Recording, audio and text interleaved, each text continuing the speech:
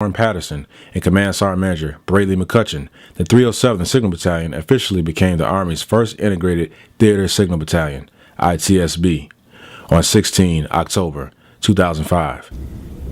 When I went on back to be the battalion commander, that's when I first met now Brigadier General Warren Patterson, who was the S3 and XO to the 304th Signal Battalion.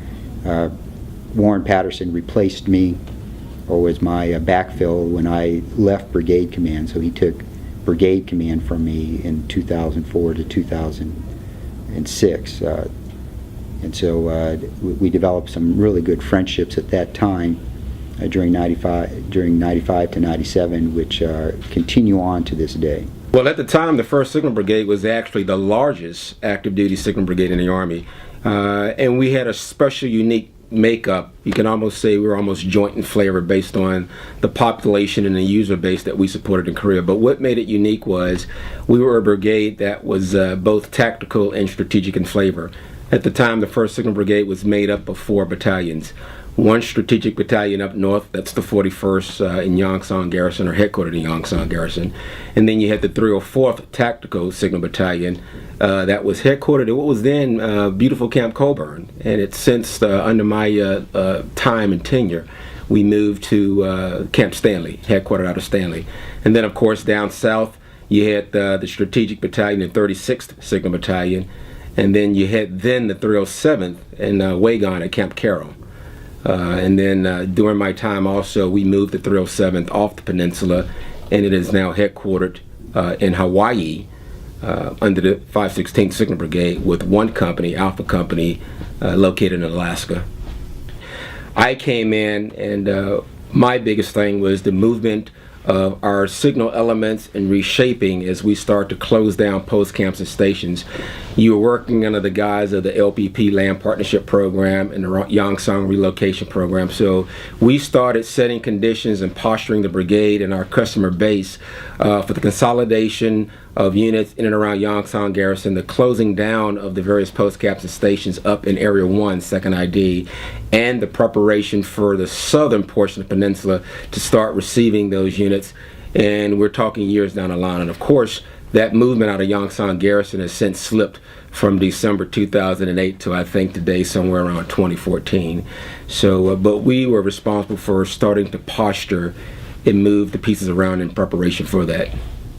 Yeah, well, some of the transformational things we did, it was interesting. You know, I had spent from 95 to 97 in the 304th Signal Battalion as the S3 and the XO. So my heart was kind of near and dear to places like what we coined it back then in 95, beautiful Camp Coburn.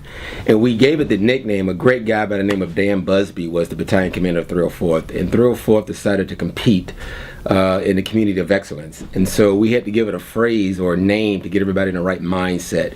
So we coined it Beautiful Camp Coburn so that everybody could focus towards getting that place looking good. And so we wound up coming in first runner-up. And I think we got like $35,000 that we put into the gym for new equipment. Between June 2006 and June 2008, Colonel Brian P. Moore, along with Command Sergeant Major Marilyn Washington, began to transform the brigade. While the 307th Integrated Theater Signal Battalion cased its colors and was reassigned to the 516th Signal Brigade in Hawaii, the TNOSC at Camp Walker was redesignated as the 6th Signal Center. The 304th Signal Battalion also began its transformation into an ITSB. When I first got there, 1st Signal Brigade had the 41st Signal Battalion, it had the 36th Signal Battalion, it had the 304th ITSB, and it had the 307th ITSB. Plus we had the separate companies, the 251st and the 14th signal companies there. During my tenure, I came in during a transition with General Patterson, and the 307th had been earmarked to move within the Pacific over to the main island in Hawaii with one company to service Alaska. Lieutenant Colonel Walrod was the commander of the 307th at that time, and we spent the first 3 months of my command working with the 307th, preparing them for their relocation movement to Hawaii under the control of the 516th Signal Brigade, which is currently in Hawaii also. With Iraq and Afghanistan still going on, we had a lot of problems in just the general manning, trying to get soldiers to come to Korea. Korea implemented the AIP, Assignment Incentive Program, where if the soldier, and when I say soldier, officer, enlisted, warrant, non-commissioned officer, if the soldier decided to stay an extra year, they received an incentive pay for that, and if it was 2 years, they received it. We had challenges so we met our manning challenges, percent manning, by using the assignment incentive program, because the draw on the soldiers coming, their need in Afghanistan, their need in Iraq, that was the Army's priority fill. But we still had the requirement. You have North Korea, still an active opponent. They're in an armistice. They're still at war. In the North Korean minds. So we still had to be postured and ready to respond. The fight tonight scenario, and I think the brigade managed its personnel again through Command Sergeant Major Grigsby and Command Sergeant Major Washington. I think they did a fine job with the non-commissioned officers throughout, the echelon of the brigade to address that.